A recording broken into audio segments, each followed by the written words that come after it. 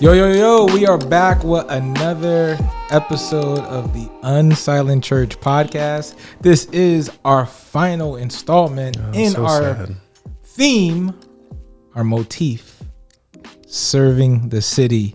And we got a special guest with us in the building. Ramon, you want to introduce our special guest? Super excited to have this conversation. One of the people I very much appreciate in our city, a leader.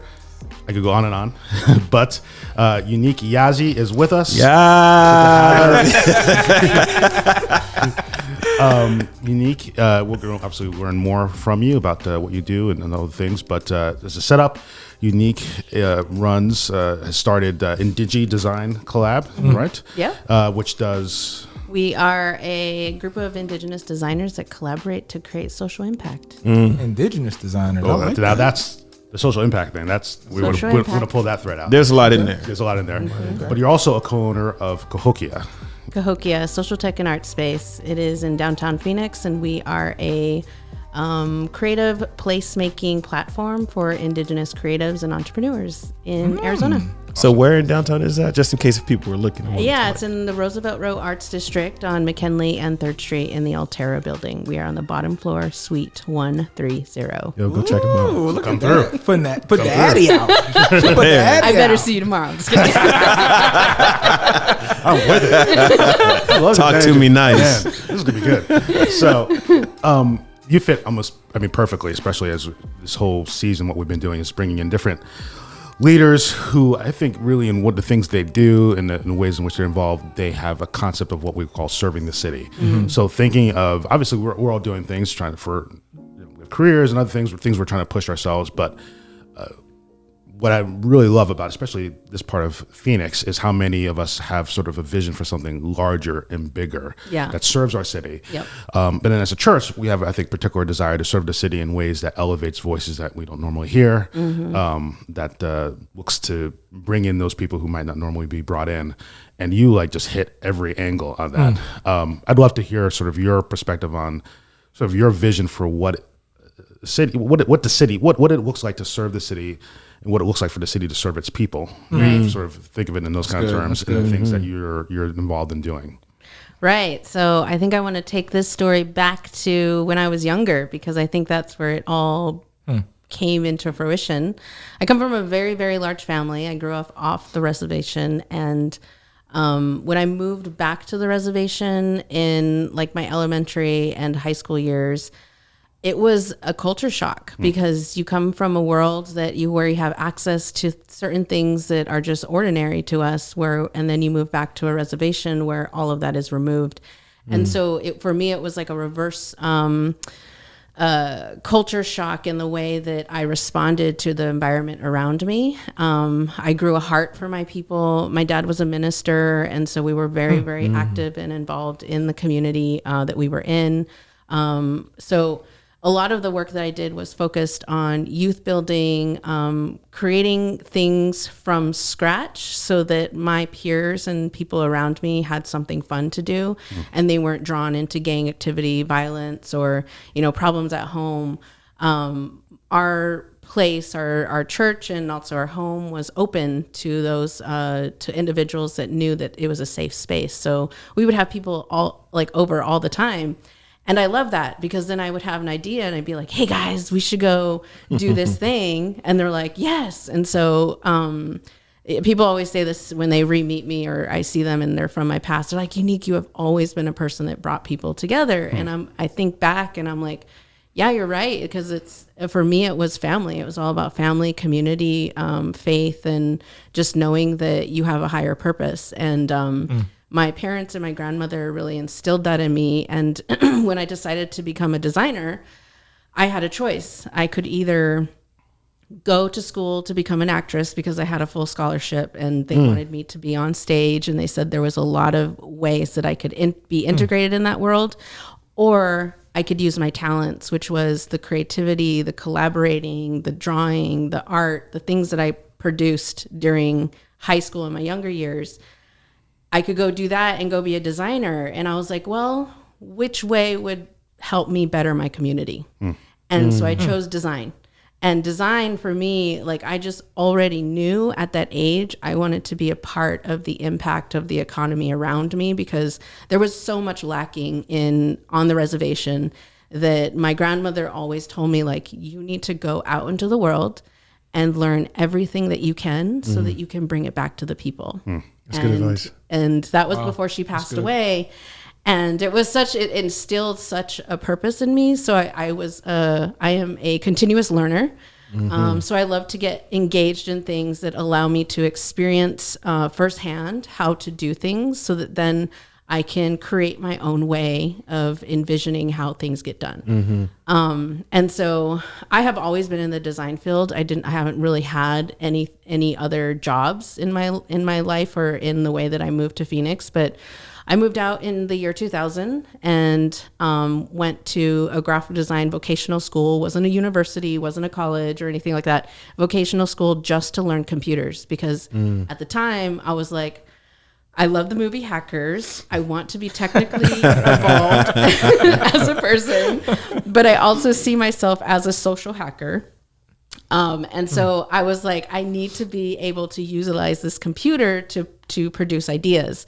So I learned everything I could, every platform, every application, and dove into it and got hired by ASU. And then it just kind of grew from there. And within all of the jobs that I've ever had, I have always advocated and instilled some part of my role into the culture and the social impact that they are also involved in. So when I worked at ASU, ASU recognized my talent. They also saw that Indigenous people needed help promoting their events, their different things that they're doing, logos and all that. And so they would allow me to help and bring in, Indigenous people to share what we were doing together. So I produced a lot of things in that way and just built and built and built and got ingrained in downtown Phoenix. And so downtown Phoenix was a place that I saw that, and I think I told you this a long time ago when I was interviewing for the board, is that I have always been drawn to the center of things, to get to the core of things. And that I need that in order for me to produce creative ideas that brought in my community. And so my mission was always to be centralized in downtown Phoenix, a part of this community, but then introducing Native people into this and creating a safe space for that. Because nothing existed like that. When I moved out here, I was roaming these streets and I didn't see anybody like me. I was going to design conferences. I was going to design focused workshops and all of that, and very much white male led in those spaces. And I would be the only brown person in these spaces learning, growing and being a part of things. And I'm like, where are the natives, or where are the brown people? And I was just like, you need to create space and you need to think of things differently, because westernized systems don't allow for those areas to grow. Wow. So started out small. I sold my car, started my own business, rode my bike up and down Roosevelt Road. Started from the bottom. No, we here. Now we here. And then just grew relationships, really understood people and their needs and helped them where I can. Yeah. Wow. One of the themes I'm really noticing in what you've been sharing is you seem to have a very strong sort of emphasis on collaboration, on bringing people. Like, it's almost like you're always, and whatever you're doing, you're never thinking, okay, Eunique is going this way, and how do I get there? You're thinking, okay, I'm going this way, and how do I bring as many people with me so that we can together go this way? Why is that so important to sort of how you think of like the kind of things you want to see happen in the city, particularly for Native Americans, for Indigenous people? Right, for Indigenous people. I think there's two prongs to that question, because I am a creative, and creatives just have a different way of thinking. And there's also different ways that creatives implement their art into the world. A lot of them are really siloed and in their own space and creating their work from a really emotional or place within themselves to share with the world. Whereas Indigenous art is more about sustaining your culture, your story, your timeline, your history, who you are as an individual, and weaving those together in a delicate way that preserves and also restores, but also acknowledges all of that makes us who we are. And that goes for every single Indigenous person that belongs to all the tribes that exist, within the nation. There are 573 tribes in the nation. How many? 573. Wow. Okay. Yeah, and in Arizona there are 22 tribes. And so within those 22 tribes, all distinct languages, all distinct cultures, all distinct creation stories, like where they come from.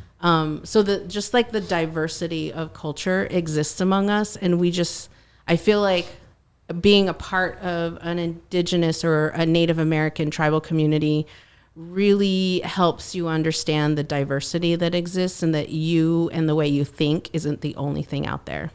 And so for me, collaboration was really, from a young age, was really the only way that I could relate to people and understand them from an empathetic spot, because I was bullied immensely when I was a kid in both worlds. And so for me, I just needed that connection. And so that connection is what is the reason why I want to collaborate. That's an interesting idea. You talked about being bullied in both worlds, and I don't want to assume why, but it's similar. Being Nigerian, there's a lot of immigrants will tell you, like, sometimes you come to the States, and being Nigerian, my parents native to the African continent, you come here and it's like, well, you're not quite black, but you're clearly not white. So where do you fit? And so as you mention and talk about being bullied from both sides, I wonder, obviously, what the experience was like, but how that drove, you to now be a person who says, hey, when I'm finding myself getting to the core of things, I still want to create a safe space. When growing up, there weren't a lot of safe spaces for you. Like, how do you explain that? Like, describe that journey. Yeah. So I think one of the things is like, creating a safe space for myself always incorporated art. Like, I needed art even when I was younger and going through some things, and my friends would be going through things, and we'd just be like, let's just have a paint day, or let's do a collage day, or let's go hiking. It was therapeutic. Yes, it was very therapeutic. It helped us move through the changes and the things that were out of our control, and remove ourselves from those moments and create safety for ourselves. And, my dad being a minister at the time, and our family being so supportive to the community, it took a lot out of, it put a lot of stress on our family, and a lot of big decisions. People would come in the middle of the night crying and pouring, their souls, just to have somebody hear them out. And I would see it, I would recognize it. I grew up knowing that those things existed, but I also wanted to create someplace happy for myself, someplace that didn't have all that sorrow in it. And so art was the way to do that. And for me, I always saw art is the creator gave me this gift. And if I don't use this gift to the fullest, right, I am not honoring the creator. I am not honoring the story of my people. And so I have to use this creativity.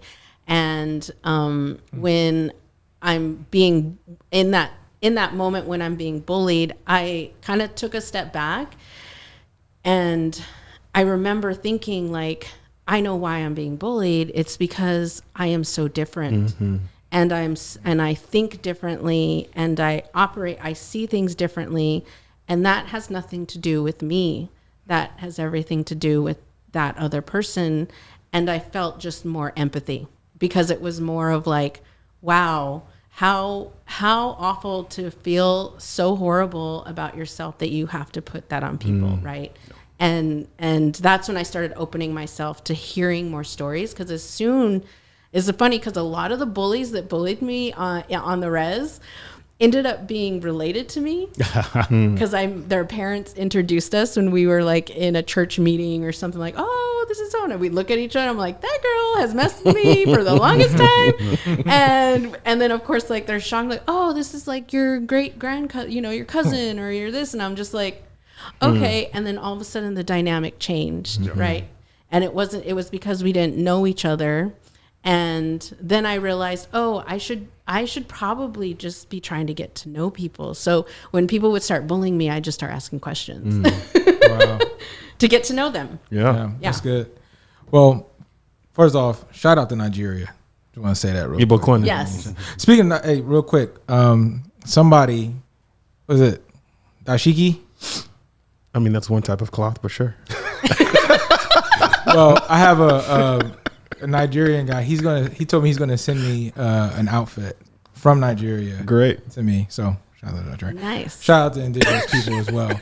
But you have a very strong sense of self.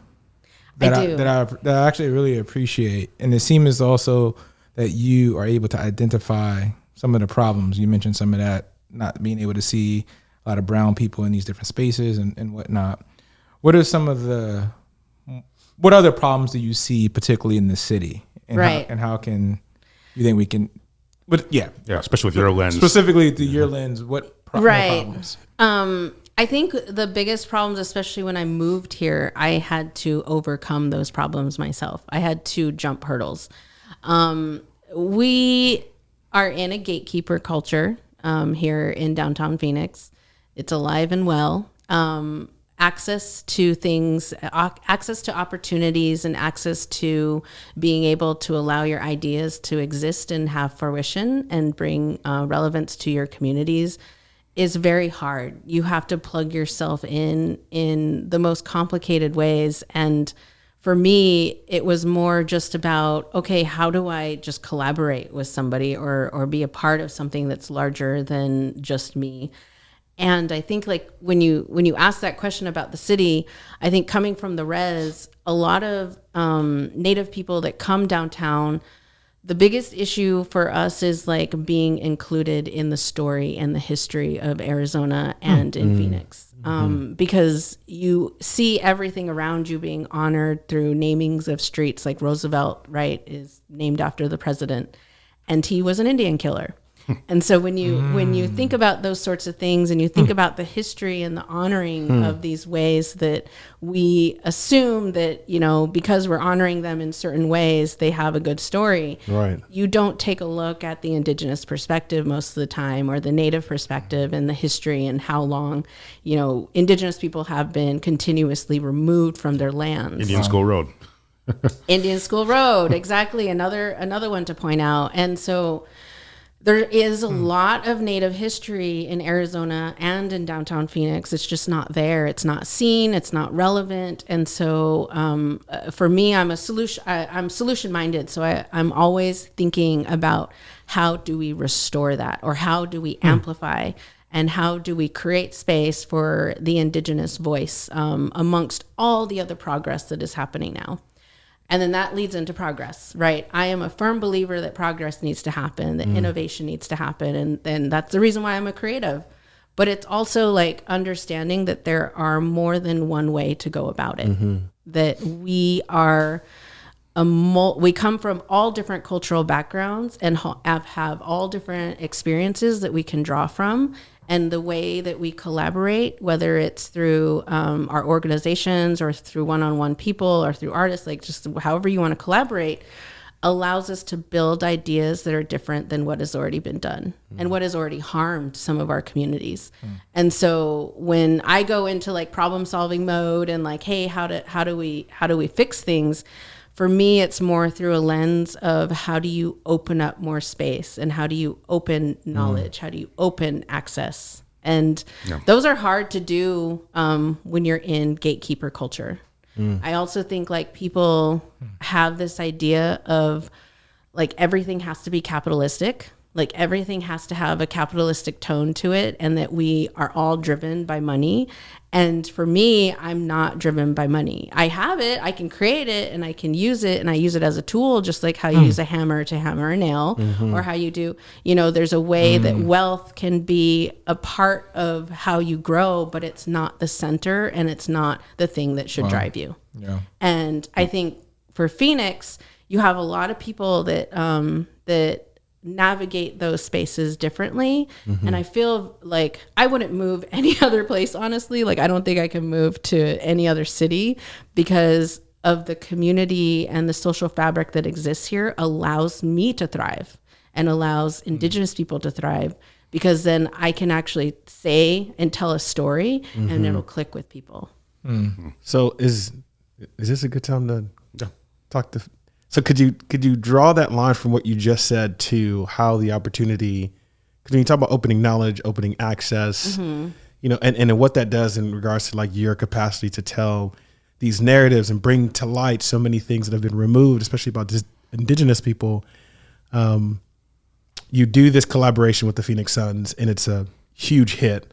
I mean, we'd love to hear that story, and then kind of what the impact of that was, the intention of it, kind of what you were trying to achieve, and then how you pulled it off. I mean, that was such a cool, and obviously I don't do this work alone. Anytime that I enter a space and people are trying to like say, oh, Eunique is doing this, Eunique is that, and my mom named me for a reason, and people are like, your name fits you so well, and I'm just like, yes, I had queen, no yes. control over that. Okay, guys, no control. I'm just like, I was kind of stuck with the name and had to live up to it. That's great. But And that she- you have. You better tell them. But also she's all like, I had a vision, and she's like, you know, she went into her like, there was a reason why I named you this, and I'm just like, okay, good. Man, say that. At least she knows, and she sees it now. But when you talk about the Phoenix Suns and how we were brought together, the tribal community is a close-knit community in Arizona. We all know each other, either if it's through relatives or if it's through just, you know, us meeting each other in different spaces. There are different organizations that support Native peoples in community ways, in development ways, in business ways, in all these areas.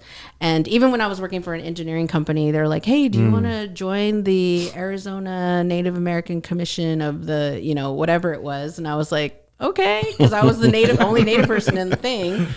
So we have community. It's just structured in a way where we have to reach out to it. And that was also part of the problem, right? Is I had to go reach out and find a way to plug in. But when we partnered, me and my co-owner partners partnered with Roosevelt Row CDC to facilitate an art space in downtown Phoenix that was built during COVID. The problem was that it was during COVID, couldn't gather, couldn't really do galleries and do events or anything. And for me, in the back of my head, I was like, this is the perfect opportunity. And and then Black Lives Matter hit right in that same year.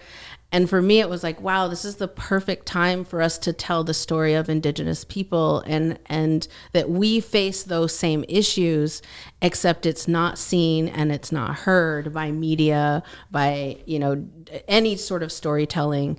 And that in order for us to create space for ourselves and our voices, we needed a physical space. Because at that point, we were doing our events and our installations and our storytelling in parking lots and on the street.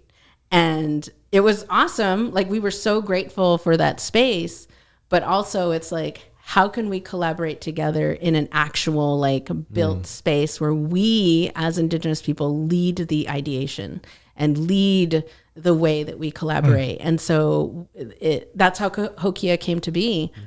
And as soon as we started amplifying, I know I'm a professional designer and I'm a professional like advocate.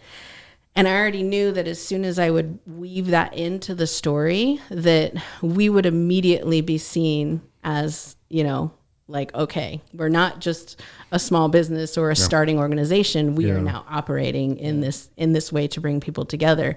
And our communities recognized it. Our tribal communities, the Phoenix Indian Center, the Native Health areas, they saw what we were doing. I've already been a part of the work they did. My colleagues have been a part of work that they did. So the community was already there, and they supported us and uplifted us and brought in our clients. And so that's when they were like, hey, we, you know, the intertribal, what do they call it? Intertribal Council of Arizona is the council that sort of brings all the tribes together. They're right next to the herd. Okay. 21 tribes of Arizona come together and meet and talk about, you know, policies, different things that they interact within Arizona and downtown Phoenix. They produce that support. And the Phoenix Suns was working with them to help create communication with all tribal nations so that they can get the word sun to be placed on their jersey. And so they had been working on this for 2 years before they even met with us. And they were working with, you know, designers that are part of the Indigenous brand of Nike, and then N7. Nice. And so they were already pulling their strings. And because we have connections within ITCA, they were like, we're looking for designers to launch this and to also bring in a collaboration of artists that will help us build out product that relates to this, whatever this program is. And then they're like, but we also need a name for the program. And we don't want any name.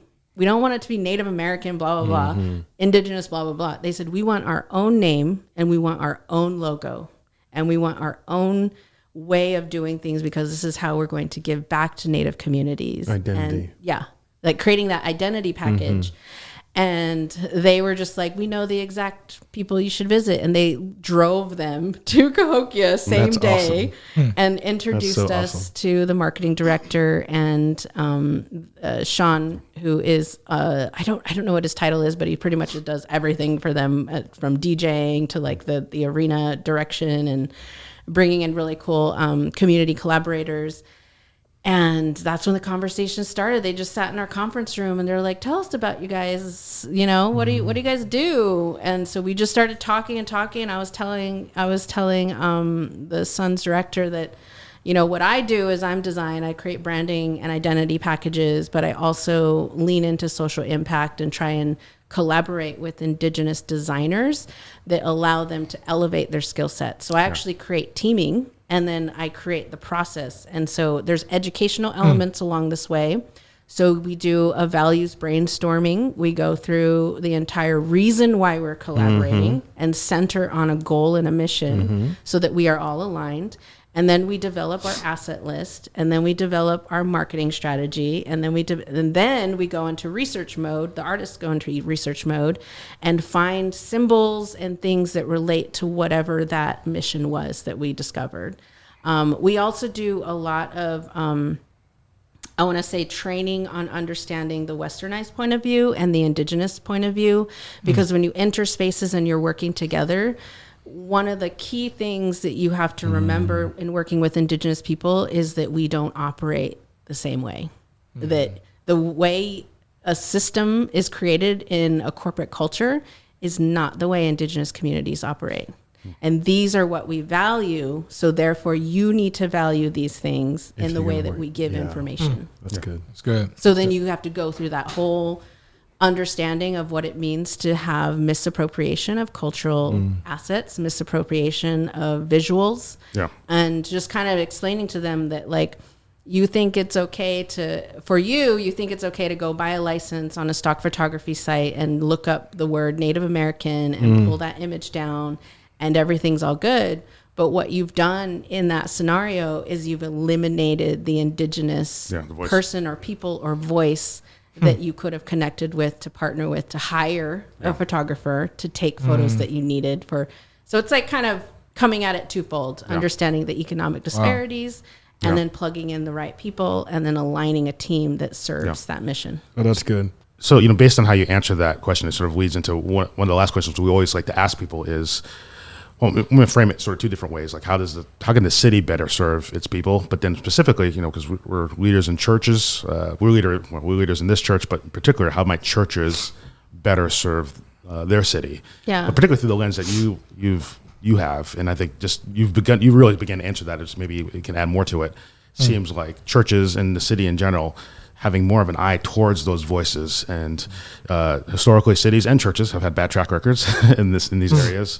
I just love to hear from you, because the reality is, churches they have buildings and they have money and they have people many times, right? And so how do they use that in a way that benefits those who are around them?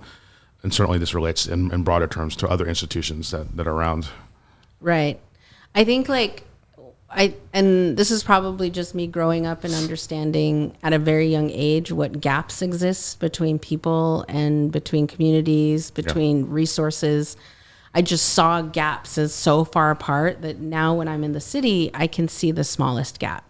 And when a city comes in and says they want to acknowledge or create some way to bridge that gap for Indigenous communities to work with either city. One perfect example is when we worked with the city of Phoenix and the Super Bowl NFL to install the largest mural in downtown Phoenix, 9,000 square feet, on the side of a 4-story building. Did it in 21 days. Those sorts of projects, like when you are approaching us as artists and designers and creatives, and you are wanting not just the elements of our skill sets, but you are wanting our cultural entanglement with ourselves, you then have to reciprocate and create a way that values those two things. It's no longer about money at that point. It's no longer, it is now about how do you serve and how do you protect and how do you restore and maintain the relationship and the communication you have with the Indigenous community that allows them to make conscious decisions. Because we are conscious people. Like as Indigenous people, we are always aware of our environment, how it impacts our social, the way we impact our social surroundings and the people around us, our families, our relatives, but also like the people that just exist, that we don't know. The same goes for if the city were to understand the reasons why we have these certain values, they would sort of understand why we make decisions in the way that we do. And through that project, I saw a lot of gaps. Like a lot of times it'd be like, oh, we're going to give you, this amount of money, this amount of budget to build this thing. But as soon as that happens, the door closes and you have no more access to resources. And for us, the biggest issue was parking, because these artists were doing full days, 12 to 14 hour days. Parking only lasts every 2 hours.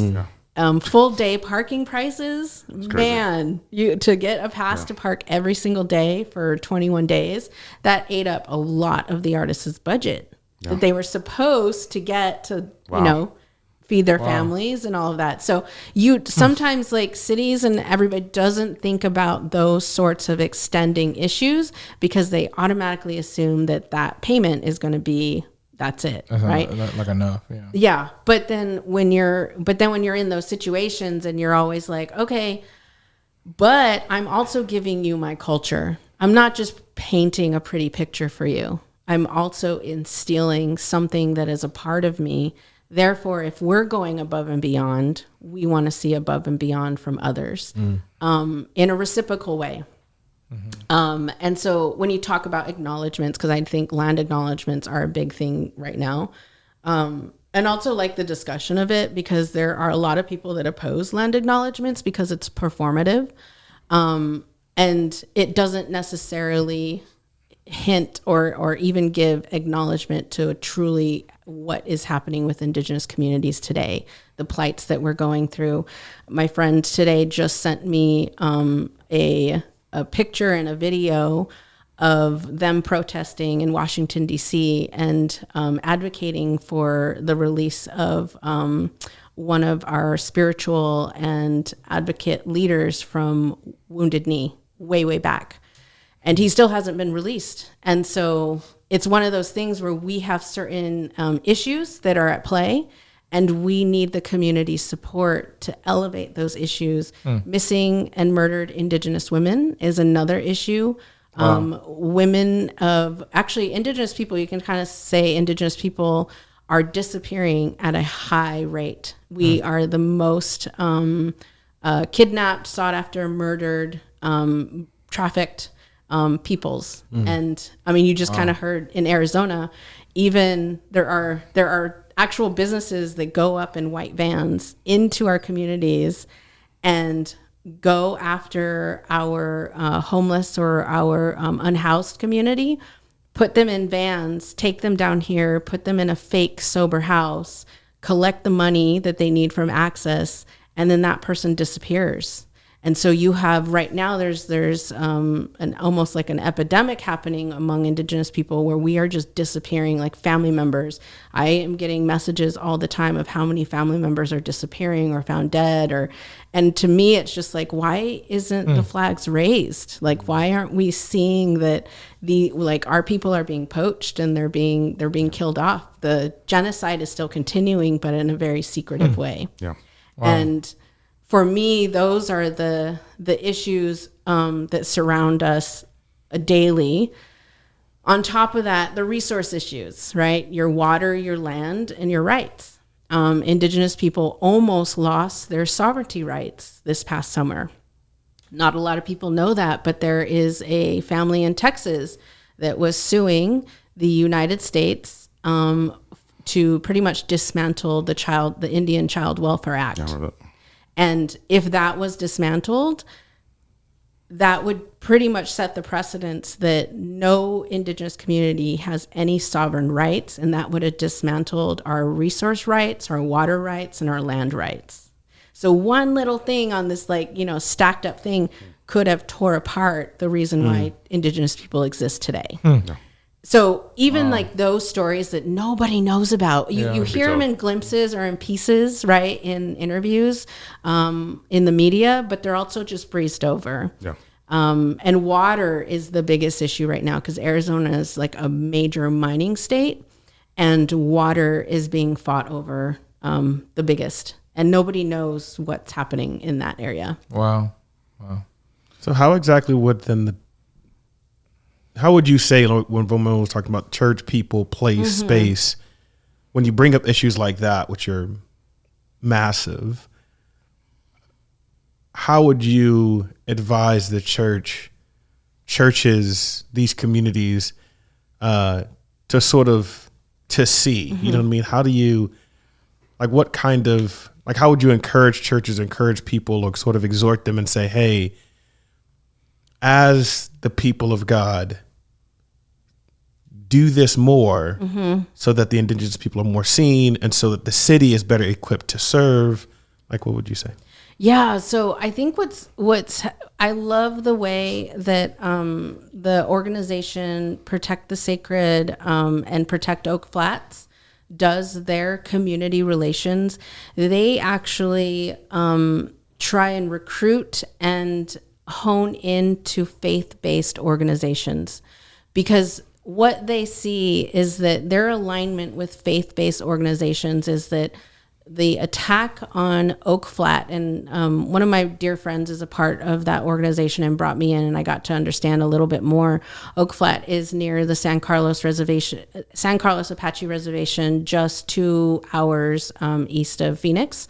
They are losing their water rights and their land rights to utilize this sacred space for their ceremonial practices. And they've been using that space for thousands and thousands of years. And so when you think about place-based faith, we need people to stand beside us and say, you cannot dismantle somebody's faith and sacred places because it doesn't fit into your ideology of what faith is.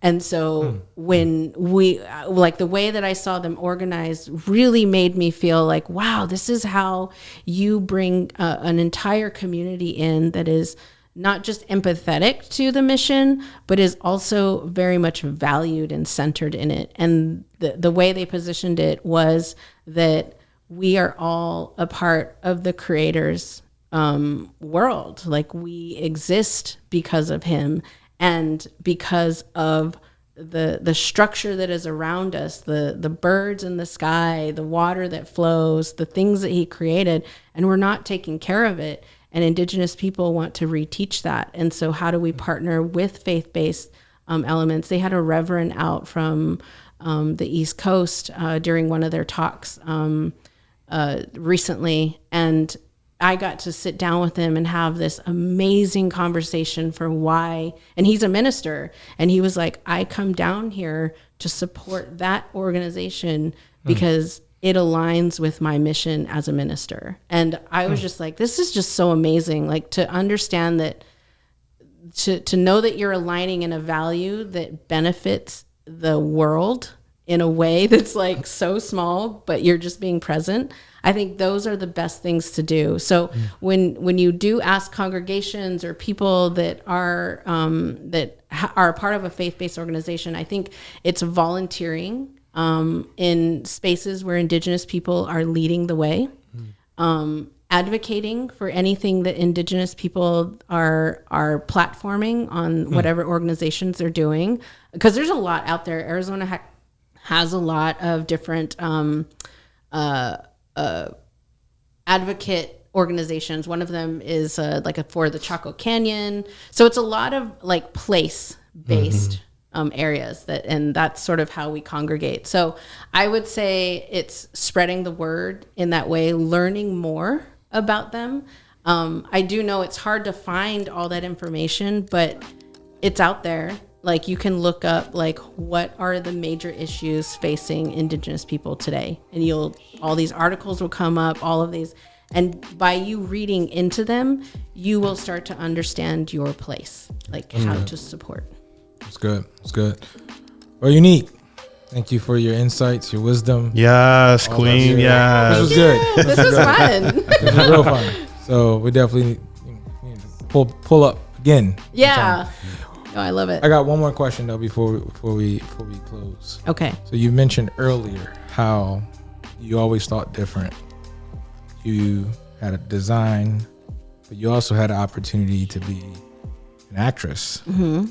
So my question to you is, if you did not pick the design route, what type of genre movie would you see yourself acting in? That's so funny because it'd probably be a drama. That's funny. But also maybe a comedy. But also rom-com. Yes, rom-com. But also that life came full circle for me because when I started telling my story on Roosevelt Row, I ended up on stages and I ended up being in front of the lights and telling large stories and That's good stuff. Acting. So it came full circle. There it is. Bang, bang. All right. Well, that concludes our season in the Unsilent Church Podcast, serving the city. This has been really Have an good. applause button, man. Next season, I'm getting these sounds. You said that like 3 seasons I know. ago. No, I know. Next season, we're doing it. We're going to have all the sounds. We're going to have an applause. Yeah, I like it. We're going to do it. All right. Well, like we always say, love God, love people. We are out. Peace.